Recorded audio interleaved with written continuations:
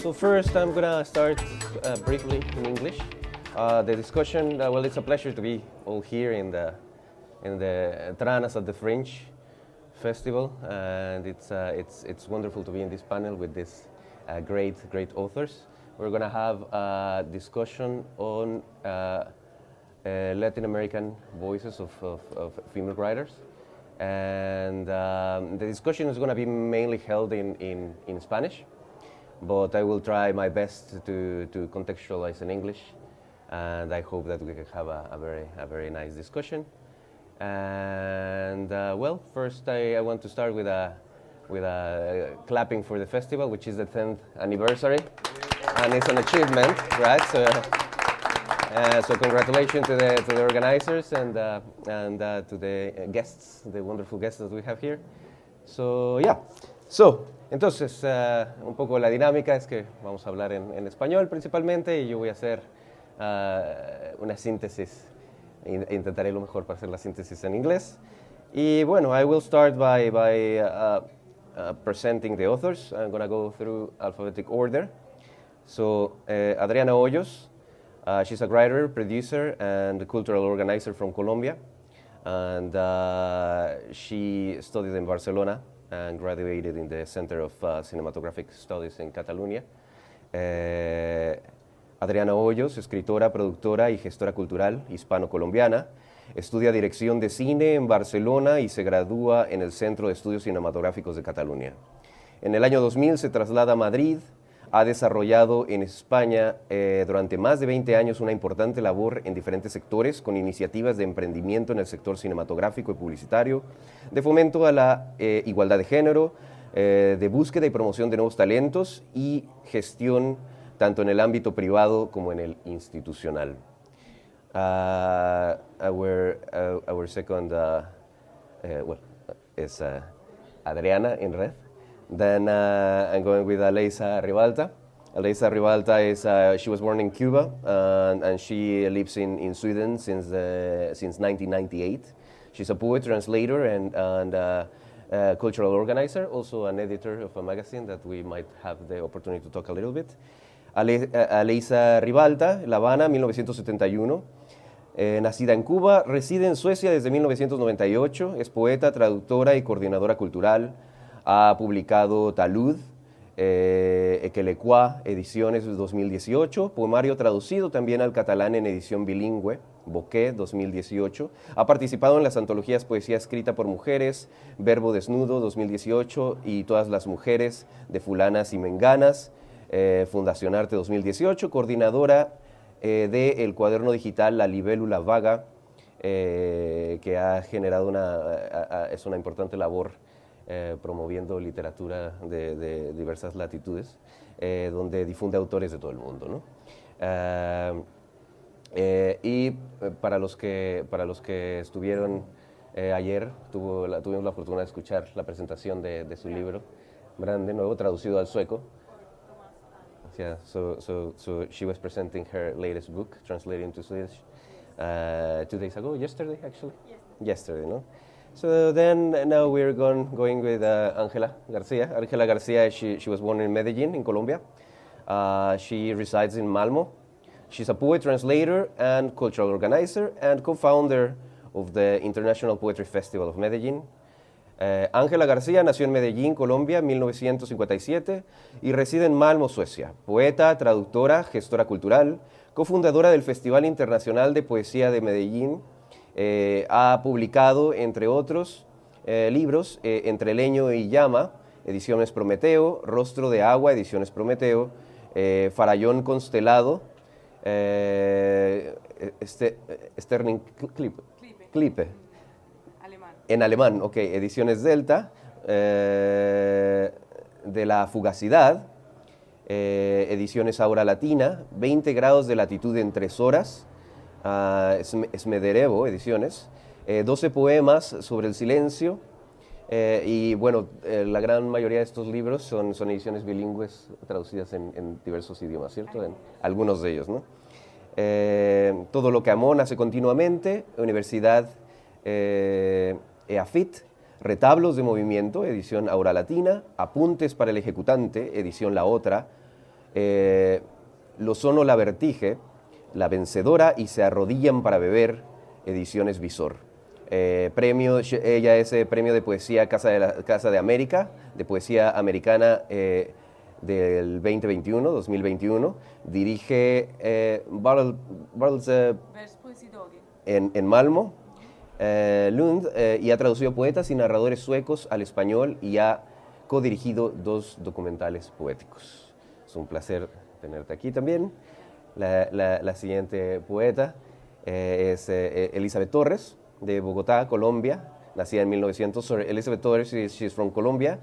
She's a poet, multimedia artist, translator, and she resides in Copenhagen, where she directs a wonderful literature magazine called Red Door, and a gallery with the same name, living almost for a decade in Copenhagen. Elizabeth Torres, Bogotá, Colombia, en 1987, poeta, artista multimedia y traductora, reside en Copenhague, donde dirige la revista Red Door, la Galería Red Door, el proyecto de archivo multimedia Fonoteca Poética y el podcast Red Transmissions. And then, last but no least, we have Lalo Barrubia. She's a writer, translator, and performance artist from Uruguay, also living in Sweden, and between Malmö and Uruguay. Yeah, right now, yeah. And yeah, it's a pleasure to have you here. So Lalo Barrubia, Montevideo, 1967, es escritora, traductora y artista del performance. Formó parte de la generación que removió el panorama cultural uruguayo después de la caída de la dictadura en los años 80. Desde entonces ha experimentado con la poesía en formatos y espacios alternativos, ha publicado libros de poesía, novelas y cuentos. Su obra está representada en antologías en varios idiomas y ha participado en festivales y conferencias en muchas partes del mundo. Recibió la beca estatal de fondos concursables para la novela Pégame.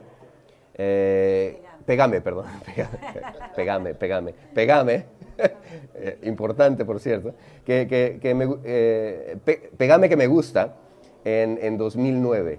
Y su libro de cuentos, Ratas, fue galardonado con el Premio Nacional de Literatura del Ministerio de Cultura de Uruguay en 2014. Es licenciada en Trabajo Social y ha trabajado en diversos proyectos de acción social a través de la cultura en la ciudad de Malmö, Suecia, donde reside desde 2001. También ha ejercido como productora cultural, sobre todo en la traducción y promoción de la nueva poesía latinoamericana en los países nórdicos. So, with that, like we introduced, una de las cosas de las que probablemente vamos a empezar a hablar, y quizá con esto voy a empezar con Lalo, es al respecto aquí hay 5 voces importantes de literatura en español que no residen en su país de origen, ¿no? Salvo Adriana, que vive en España. ¿Vives? No, digo salvo ella que vive en España. Todos ustedes han tenido la oportunidad de seguir escribiendo en español en un contexto que no es el habitual, ¿no? Y eso involucra muchas problemáticas porque claro, venir a un contexto donde uno está expuesto o expuesta a tradiciones literarias distintas genera una transformación interna. Entonces, Lalo, yo veo que tú como escritora y también como artista del performance, que es otro tipo de recurso, que puede ser literario también, ¿no? Me interesaría saber cómo es que cómo ha sido esa experiencia como escritora en español, en Malmö, y cuál es la transformación que tu escritura y tu obra ha tenido a través de la experiencia migrante, ¿no? Bueno, a nivel de lengua, yo creo que la transformación es algo que es un proceso que uno no ve, no visualiza, pero que en el largo plazo vas incorporando elementos que tienen que ver con tu hablar diario, como por ejemplo, en mi caso, diría yo, oraciones más cortas, frases más concisas, encontrar el sentido en las pocas palabras, eso es básicamente influencia del sueco, porque uno es así como se habla en sueco, pero no lo vas incorporando conscientemente, sino que y simplemente sucede, porque entrenás el pensamiento, el lenguaje del pensamiento en eso diariamente, y a mí me costó unos años notarlo en mi propia escritura. Creo que saqué de eso igual algo positivo, ¿no? Encontré como un camino de expresión. Pero por otro lado, creo que también te permite una introspección diferente, el no estar usando tus pensamientos, tus ideas y todo eso en la lengua original durante la vida común. Entonces, cuando llegas a casa y vas a escribir, es como que eso está bastante intacto. Entonces, yo siento, por ejemplo, que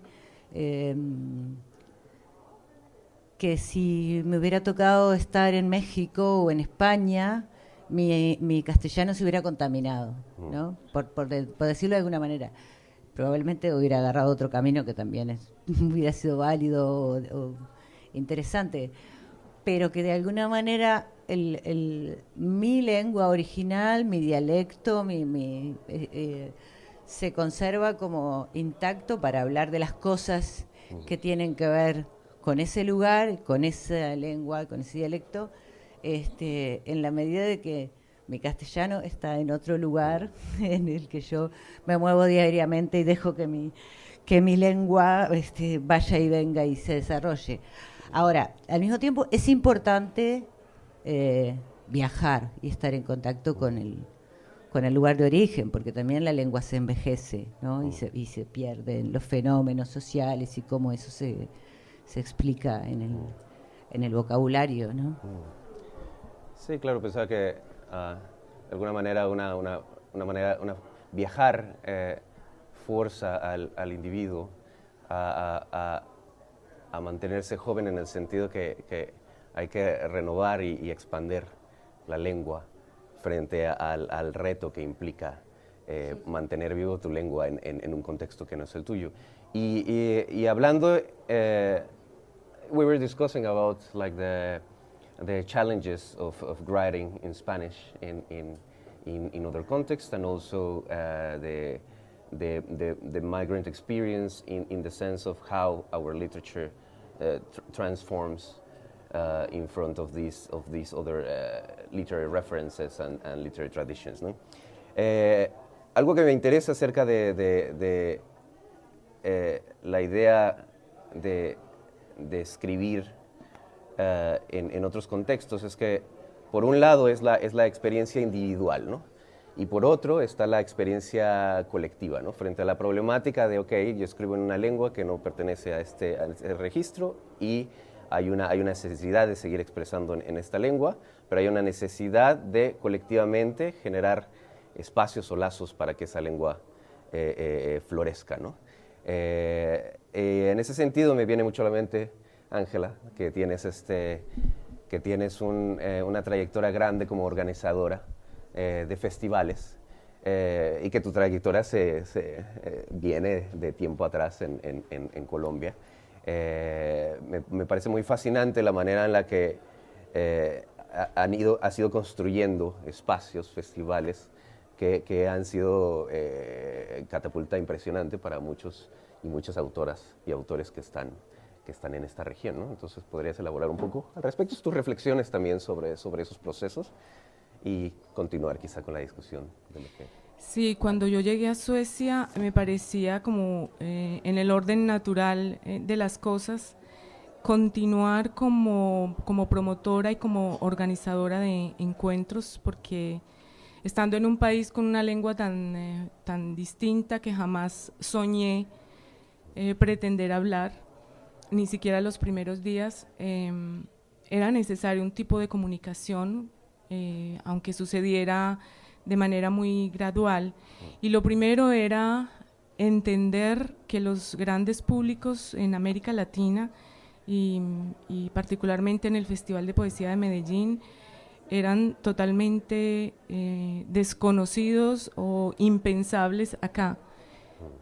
acceder a públicos pequeños con otras formas de atender, de escuchar, con otros códigos, es un proceso que tú vas aprendiendo un poco como en sueños, ¿no?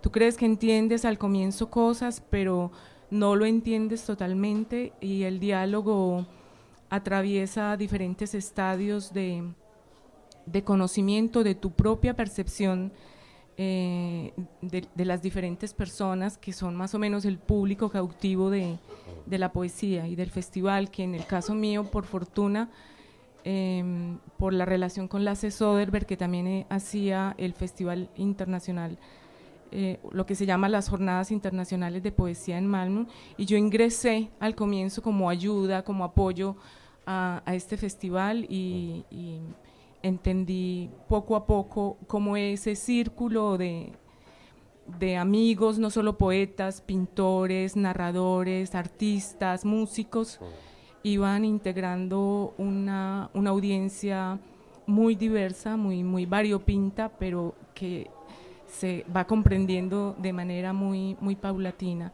Entonces ese paso de grandes auditorios a pequeños auditorios que crecen en densidad, en interés, es quizás lo primero, y trabajar con esos pequeños públicos que no son pequeños porque tienen otra categoría. Entonces es el nuevo aprendizaje que me imponía la experiencia acá. Maravilloso. Sí, justo me viene a la mente que cuando hablas de grandes auditorios y pequeños auditorios, curioso que pequeños auditorios se vuelven inmensamente grandes en el sentido también del trabajo que involucra y el compromiso que involucra generar un espacio para que estas voces tengan la audiencia o sean escuchadas, ¿no? Y eso nos trae más problemáticas que tiene que ver, por ejemplo, con asuntos lingüísticos, la traducción literaria, no solo el foro, ¿no? Y colectivamente coordinar espacios para que la difusión de la literatura tenga esa vitalidad en este contexto, ¿no?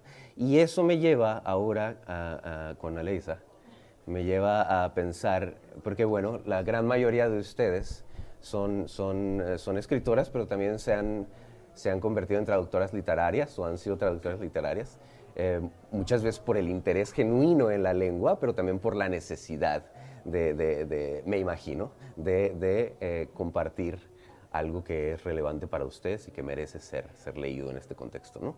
Y Aleisa, tienes una revista literaria y eres traductora también. Y ¿tú cómo percibes este proceso de llevar o de mutar el español a estos otros registros, ¿no? Thank you very much for the invitation to talk. I think it's very interesting. I will talk in English, in Swedish, in Spanish.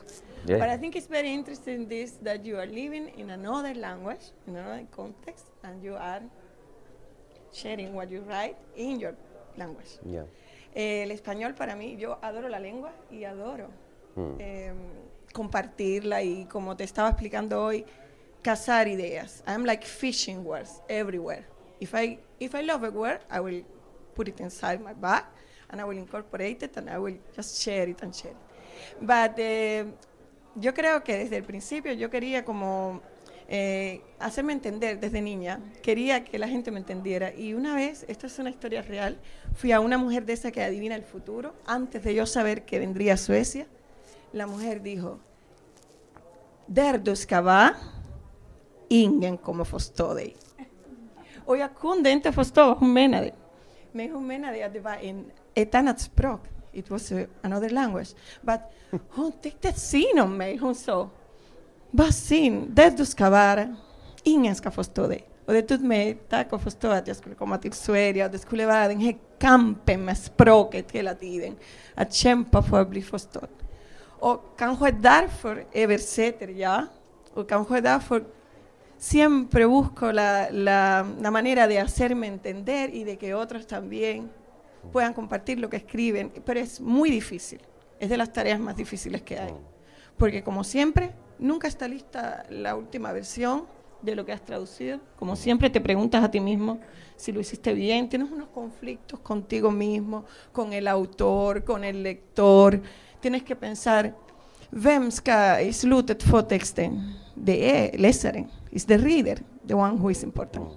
And it's the reader, the one who made the sacrifice for others. So to choose the right word is like my life mission. I will never accomplish that. But I think the process is wonderful. Yeah. Just to search afterward, just to collect, just to enjoy. At the end, if I can, I will read the poem that is about that, about the passion for words or the passion for.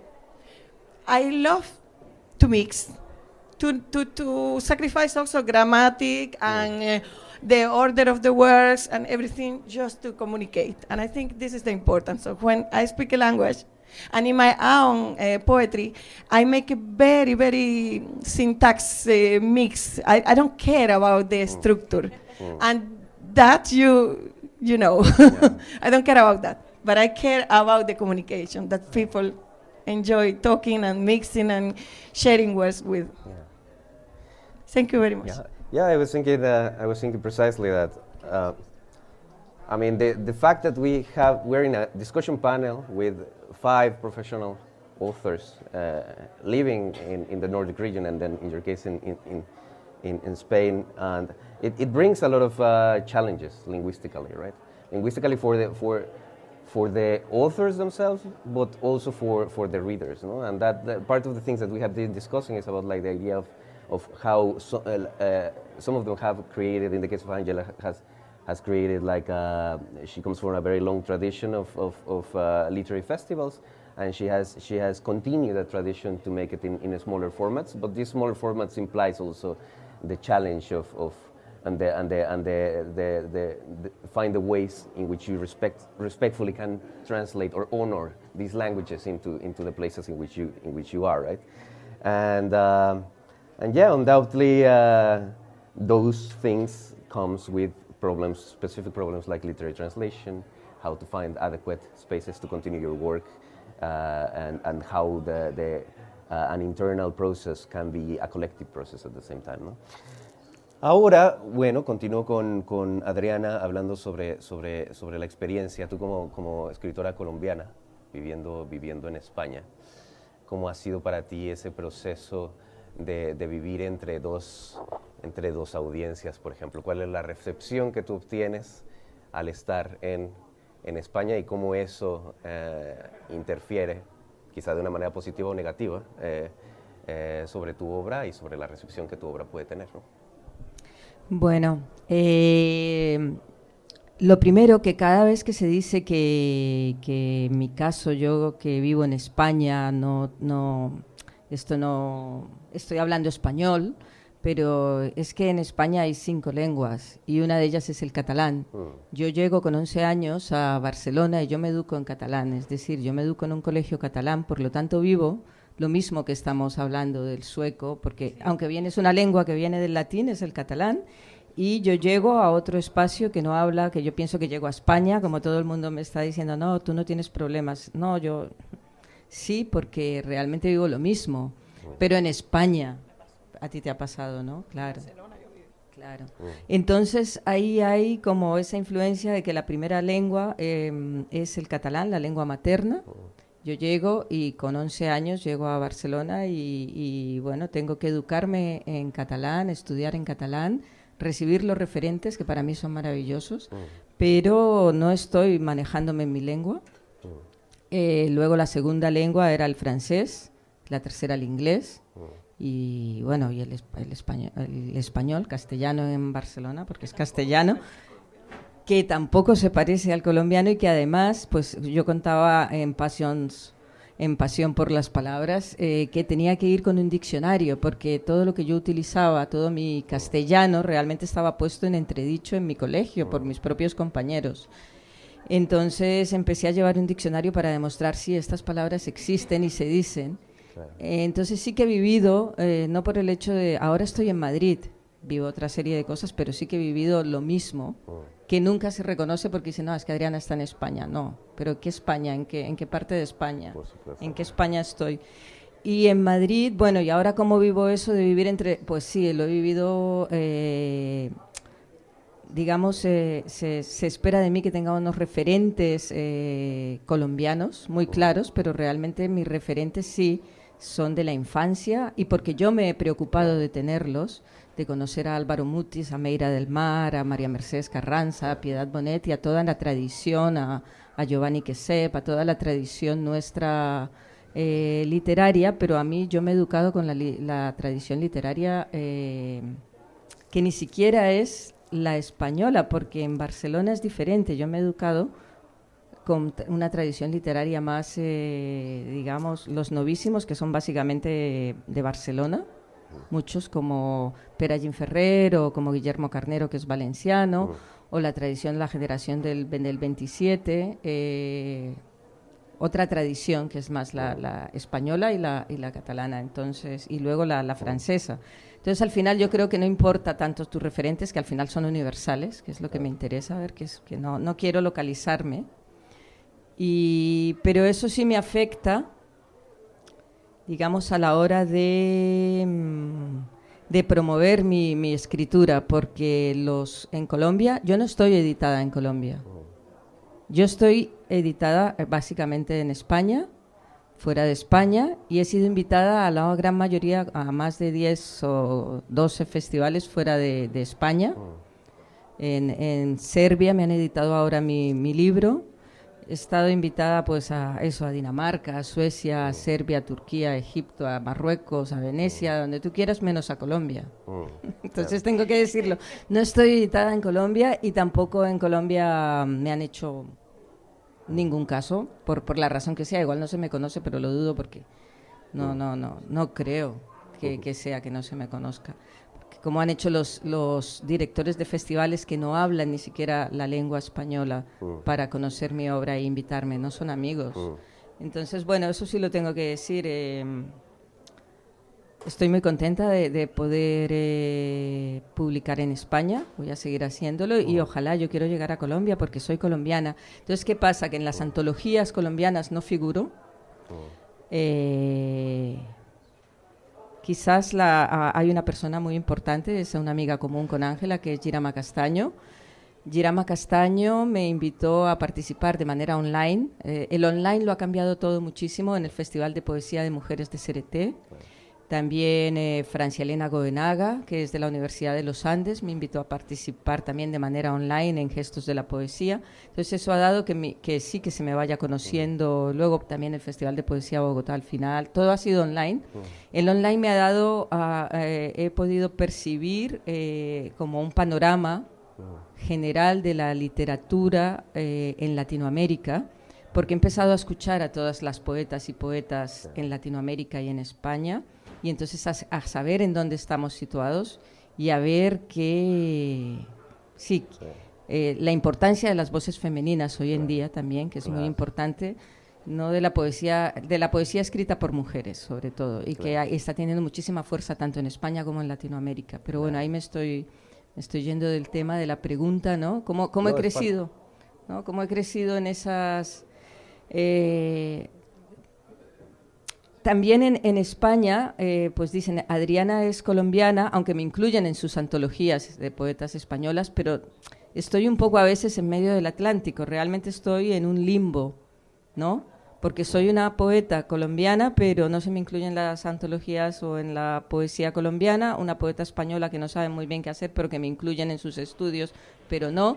Entonces, bueno, yo seguiré creciendo pensando que pertenezco a la literatura universal, pero es complicadísimo y creo que hace falta muchas cosas todavía para que se nos tenga en cuenta, y vamos a seguir luchando, porque yo creo que lo que para mí sería interesante es crear esto que estamos haciendo ahora, estas redes que nos apoyamos entre las poetas que estamos fuera y nos vamos a promocionar y nos vamos a publicar, y que cuando vengan a España que puedan contar conmigo para promover toda su obra en revistas, en editoriales, en lo que haga falta, y poder crecer desde fuera. Y no dejamos de representar a Colombia, porque estamos representando a Colombia de una manera muy potente, pero que no se están dando cuenta. Claro, por supuesto. Que hay una voz, una poeta colombiana que está o en diferentes puntos, que está representando a Colombia en todos estos festivales europeos y y asiáticos y africanos y en tantos sitios. Y está siendo publicada, ahora sale mi libro en Portugal, en Serbia, en diferentes sitios, menos en Colombia. Claro. Bueno, ya está. Sí, no voy a hacer más guerrilla. Pero, es interesante, en Finlandia se ha venido dando un proceso de reflexión durante la última década más intenso en torno a qué es lo que constituye una literatura, la literatura de una religión, ¿no? Y en qué idiomas, ¿no? Y eso es porque indudablemente, y las redes son una herramienta impresionante, es una ventana que te permite figurar y extraer también parte de lo que está sucediendo en otras latitudes, ¿no? Y en cuestión lingüística, en Finlandia se ha dado la labor de reflexionar un poco sobre qué es lo que constituye el corpus literario de una nación y en qué lenguas, ¿no? Gracias por tocar el tema sobre eso, era lo que iba el tema de ser mujer, ser poetas, ser mujeres latinoamericanas, ¿no? Y ahora pasaré a Eli, que tiene una trayectoria interesante de generar precisamente redes, empezar a tejer un network entre una comunidad de colegas en torno a la literatura que ha tomado fuerza y que ha generado amistades interesantes y afinidades. Y bueno, si volvemos al asunto de ser mujer y escribir desde una voz femenina,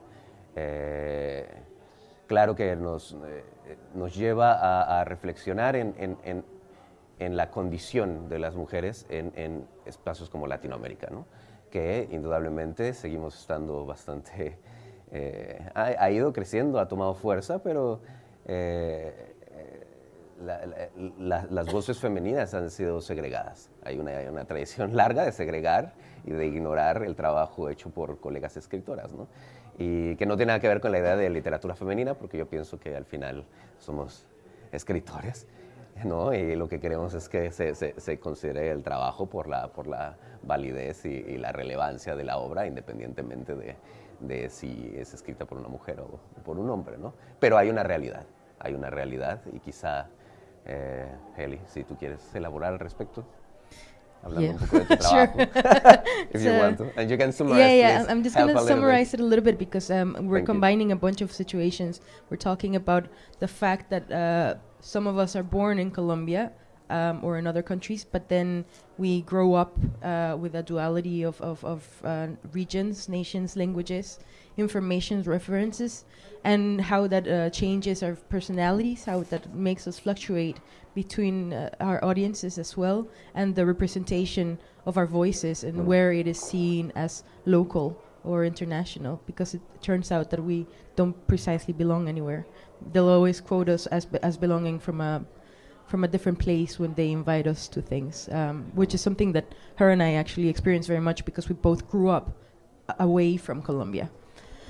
And then that leads to discussing the actual treatment of women in Latin America, or women writers in Latin America, and how our voices have had, it's a history, a marked history of invisibility, no?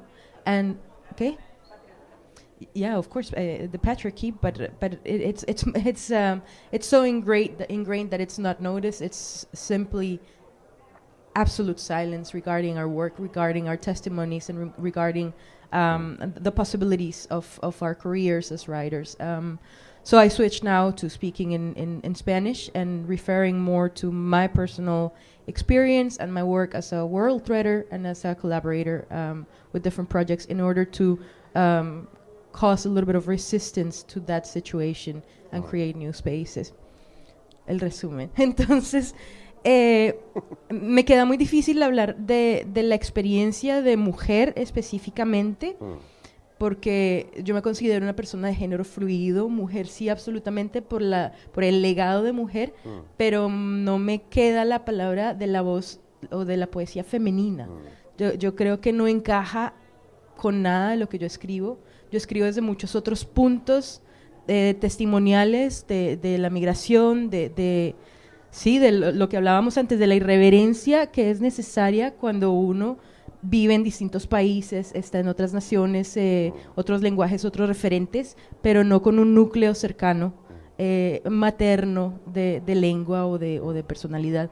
Entonces, yo que crecí de la mano de la poesía, desde niña, amamantada por la poesía, básicamente, considero a la poesía mi filosofía absoluta y por lo tanto mi responsabilidad más grande. Y al llegar a Dinamarca, porque en Estados Unidos, yo crecí en Estados Unidos y en Estados Unidos tal vez no sentí tanto las ausencias porque estaba cerca de Colombia, de la comunidad colombiana, de la comunidad latinoamericana, de movimientos de poesía en español, de lecturas y todo eso. Y al mudarme a Dinamarca, siento por primera vez lo que se llama esa como ausencia y el choque cultural, y lo que tuve que hacer fue empezar a crear los espacios que yo necesitaba. Entonces todo lo que hago es absolutamente egoísta. Si no me rodeo de estas amistades, estoy absolutamente sola en el mundo, porque no puedo ir a Colombia a decir que tengo algo que ofrecer. En Colombia hay un movimiento gigantesco de poesía súper importante, y por estar lejos creo que mi voz no pertenece exclusivamente a ese lugar. Y en Estados Unidos también voy a ser una poeta migrante, por más americana que sea. Por primera vez empiezan a reconocer mis trabajos como americana, pero en realidad siempre he sido colombiana. Y en Dinamarca hace mucha falta la creación de espacios, la publicación, la traducción. Nosotros siempre cuando hacemos colaboraciones hablamos of the cultural landscape of the Nordic regions and how it is minimalized because of the lack of the minority languages that are not being represented, and how it is a loss for the Nordic cultural landscape itself that our voices are not heard. And what Red Door is trying to do with the magazine, with the gallery, with the podcast, with the Poetic Phonotheque, is to create a little bit of balance in that regard. But it cannot be done as an individual. So it requires the community itself, an invitation to the community, and in a very, very DIY way, very much a resistance way. It is a pretty political thing, definitely, because otherwise, if we don't have the neutrality, like if we are neutral, then we're creating an abyss and a huge mistake for our own work. No, so right now, especially now, it's when it's most needed to create this and to stand against the new migratory laws in Finland, in Denmark, and so on, and say, hey, we're here, we're present, and we're important for you. No, so that's kind of like what Red Door does. Not sure that has anything to do with the experience of the women in Latin America, but I left as a child. No, yeah, and undoubtedly something that it's a common practice, just for the fact to do it in the places where we belong, like just for the fact of exporting this into another context can become really political, because it challenges something. It challenges the readers, it challenges the audiences, it challenges ourselves to just break these boundaries. It's a little bit of a pity that, of course, it's a discussion panel with 5 authors. We probably would need like 5 hours to go through. So it's a clear example of the mess of language that involves having a discussion, but I'm very, very glad that we have had the chance. We still have a couple of minutes, I guess. So I will, if you agree with it, I would like to ask maybe to our dear audience if they have some questions for our authors. We couldn't have the opportunity to talk about, for example, like creative processes, how our literatures get transformed in front of these other languages, and so please, there are some tips there of things that you could ask. But if somebody is, please, thank you, and thank you for the patience to come in here and listen this multilingual experience of. Well, I think as Julio Iglesias said, Spanish is the loving tongue, so it's always wonderful to spend time in its presence. Well, it's more just a general question rather than a creative one. Is to obviously there's a diverse array of Spanishes, I presume, on display. So it's kind of a question about how the different Spanishes speak to each other within Latin American cultures across the continent, And then what's the relationship to home countries, if that's the word that's used? So how do you speak to each other as Spanish speakers and understand each other? And is there general characteristics of the continent in its Spanish poetry, or what's very particular to your country and that you want to fight for or let go of? That sort of question. Yeah, thank you.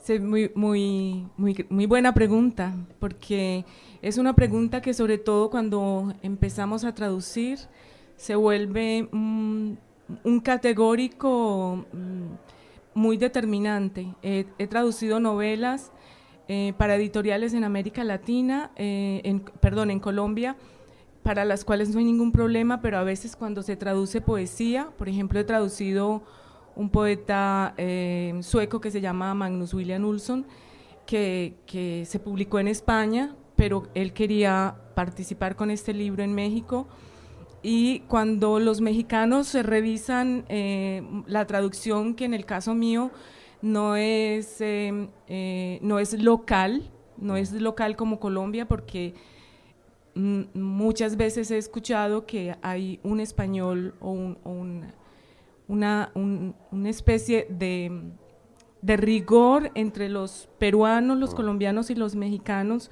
un poco más castizo que, por ejemplo, si hablamos del español chileno o el español argentino o el cubano. Entonces, ese no es el problema. Hay unos comunes denominadores muy fáciles de manejar, pero hay expresiones que hay que revisar constantemente. Entre nosotras no hay ningún problema para entendernos, porque jugamos todo el tiempo las expresiones del Lalo, el acento del Lalo, las expresiones cubanas, pues nosotras tres somos colombianas y ahí no hay matices demasiado fuertes que tengan que ser relevados, hay una comprensión fácil. Y voy a decir solamente una pequeñita cosa a propósito de ese tema que yo creo que es el tema central, que es el de sentirse inmigrantes independientemente de que estemos en un país que se habla una lengua diferente, una lengua extranjera, y es que nuestra obra, yo creo que la cita fundamental, cada una de nosotros lo sabe muy bien, es desarrollar una obra que no solo cruce las fronteras europeas.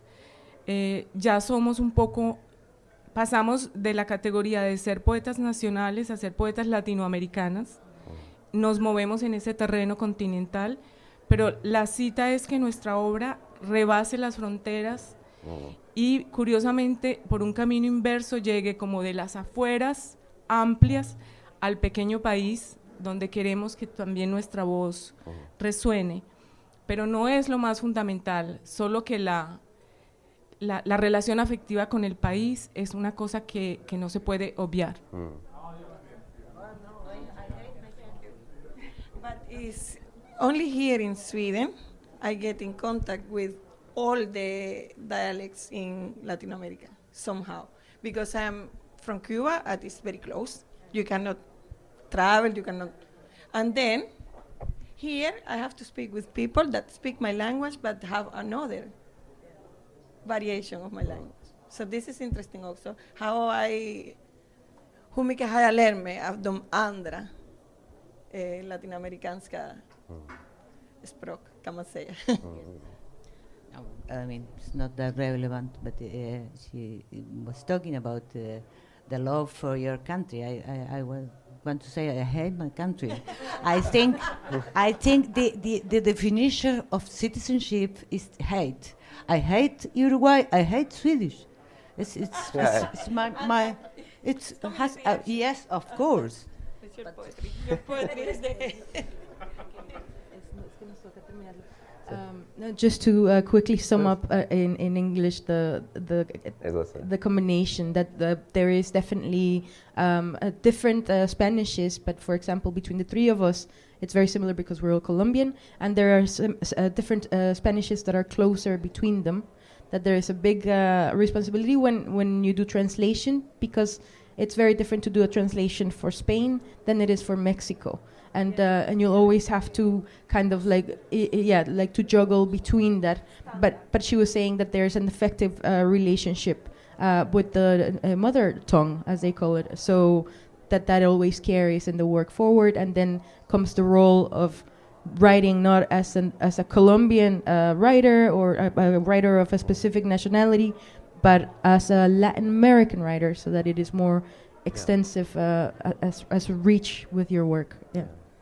Yeah, and the idea that on an individual level, like the differences between the languages is not that much of a problem. No? We are here, we create bonds, we are friends, but then when it comes to literary translation and how those works are received in contexts others where sometimes you can find very specific dogmatism regarding like the use of the language, then it's when it becomes a bit more complicated. No? It's the same when you are speaking English with Yeah. all the English. That you have to choose the word, and there is a standard English that you can Exactly. talk, and it's more exciting to write. Absolutely. One's local English dialect rather than standard. Yeah. So for the ones who want to continue the discussion, we have the wonderful authors. I mean, they have books. They can talk about the places where they do their work. Please approach them, talk with them. They're wonderful human beings and very fascinating authors and persons. So with this, I'm going to conclude the discussion of today. I want to thank you so much. Gracias por la oportunidad. Un aplauso grande.